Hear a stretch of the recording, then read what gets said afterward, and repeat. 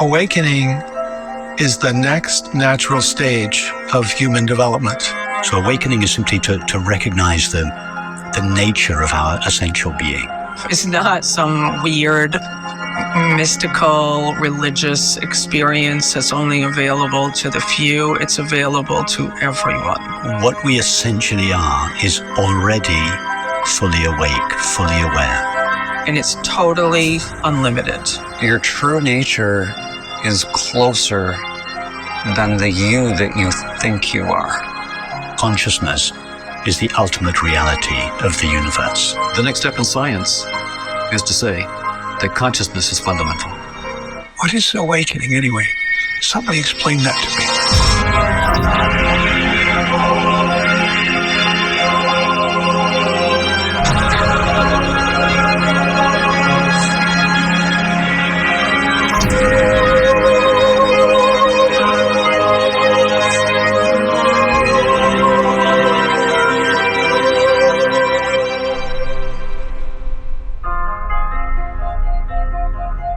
What is awakening?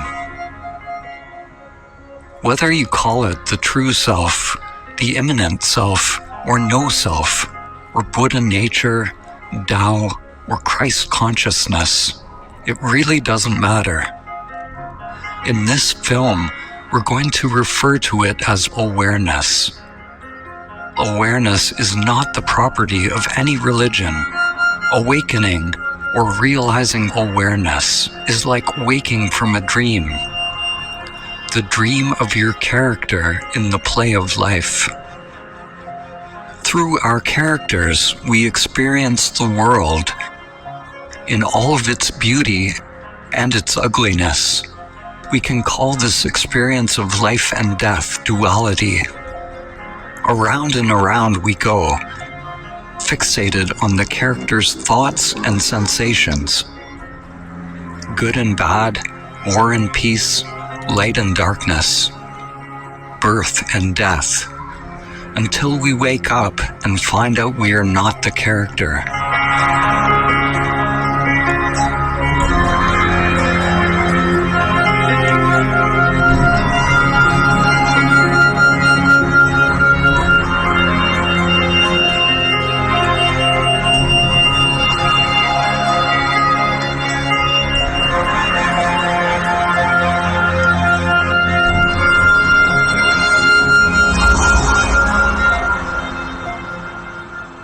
In this film, we are extending an invitation for you to directly experience your true nature, to find out directly, not intellectually, who are you? We will repeat this invitation in different ways. When inquiring into who you are, let everything be exactly as it is. Don't move the mind to make something happen, or to find some answer on the level of mind. And yet, don't try to push away the mind. Simply intend to directly experience who you are, letting the mind be a don't know mind.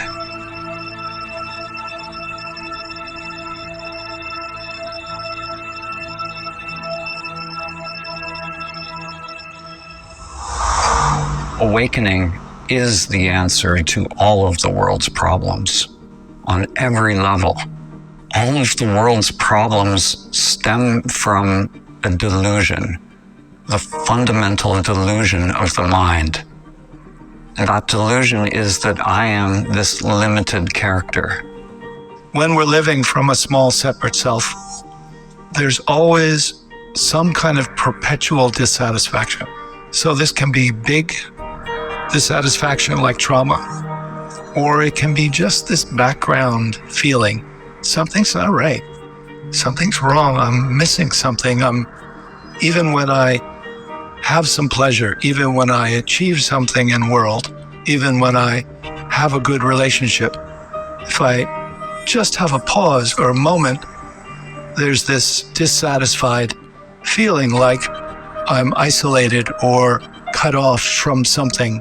So this feeling, which it seems like most people have, can motivate us to awaken from that small separate self whose nature is a kind of separation anxiety.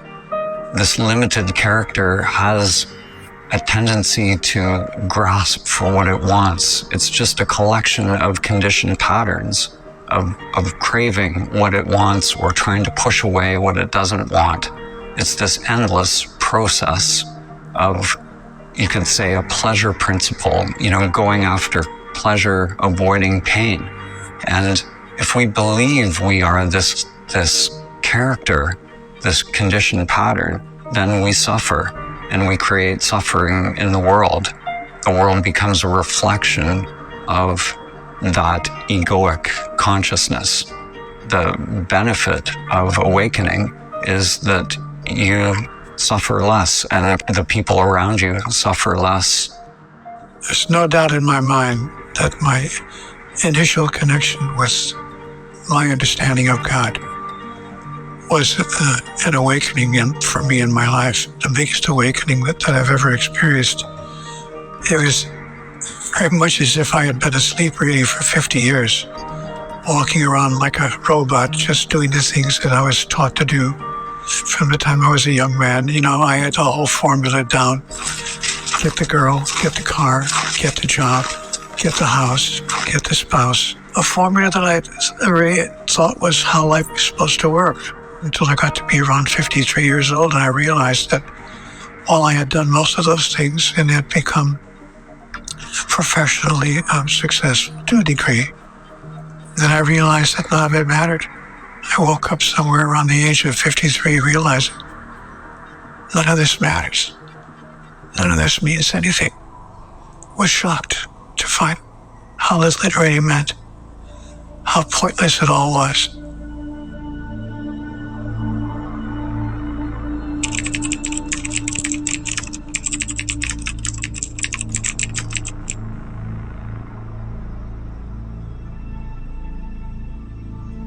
When you stop following the script that has been laid out for your character, the one inherited from parents, society, and biological conditioning, then new dimensions open up within the game.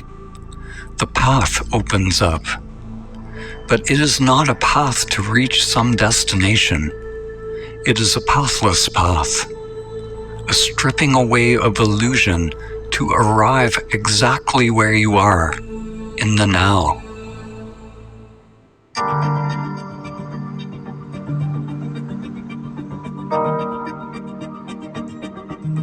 My name is Rupert Spira. I speak about the essential non-dual understanding that underlies all the great religious and spiritual traditions. And I write and lead guided meditations and have conversations whose purpose is to lead to an experiential recognition of this understanding. Understand that the peace and the happiness for which we all long above all else can never, by definition, be found in objective experience. It can never be provided by objects, substances, activities, and relationships. I would suggest understanding that clearly and not spending the rest of one's life seeking fulfillment where it cannot be found.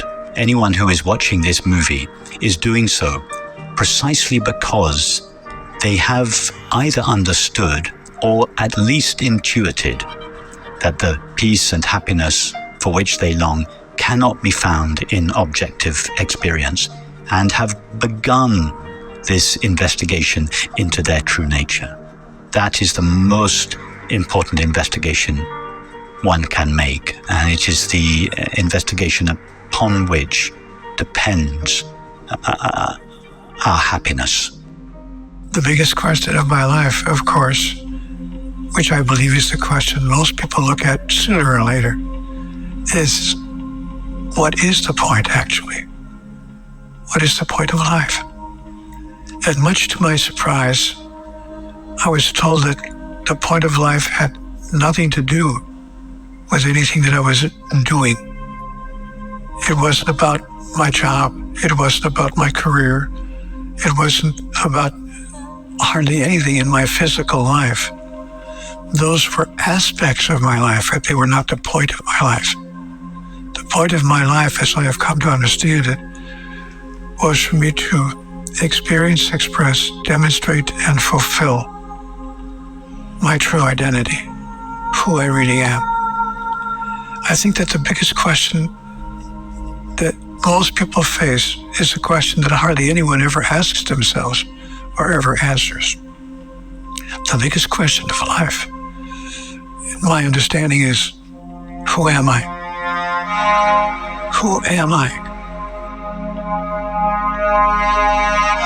Am I simply a physical entity, like a bird in the sky or a fish in the sea? You know, perhaps more sophisticated, but just a physical entity. I'm born, I live, I die. That's the beginning and the end of it.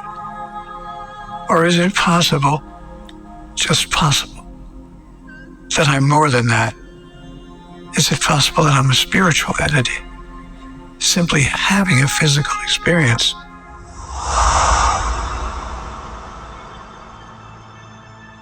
Every experience in your life has brought you to this one universal question. Who are you? Don't look for an answer with the mind. Let everything be exactly as it is. Who is aware of the mind? Feel everything that comes up. Who is aware of those feelings? Have a complete experience of everything that comes up as a result of your inquiry.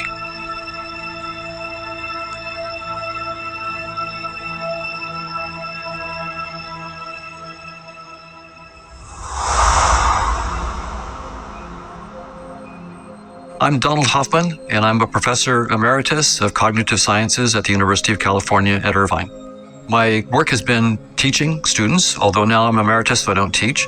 And now I do research. I do research on, right now, on consciousness, mathematical models of consciousness, and how physics and space-time might arise from a theory of consciousness that's completely mathematically precise.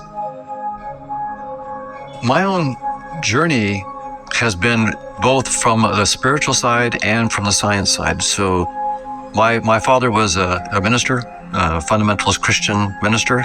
So I got that, on Sundays, and I got science at school, and they conflicted, right? The stories I was getting were contradictory. And so as a teenager, I realized I needed to figure things out for myself. And I decided the question I wanted to answer was, are we machines?